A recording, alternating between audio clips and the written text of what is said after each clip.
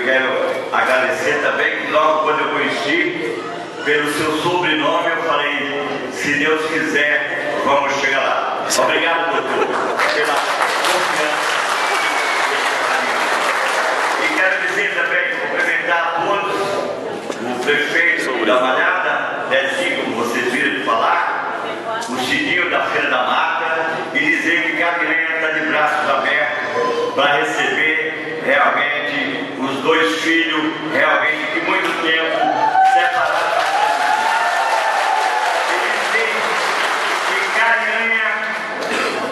Vai mudar. Mudar por quê? Porque tem um prefeito eleito pela terceira vez. E todo mundo sabe que foi o melhor nome que Carinhanha como prefeito já teve. Quero agradecer a todos os eleitores, todos que confiaram esse voto de confiança. E dizer que com tantas dificuldades que passei,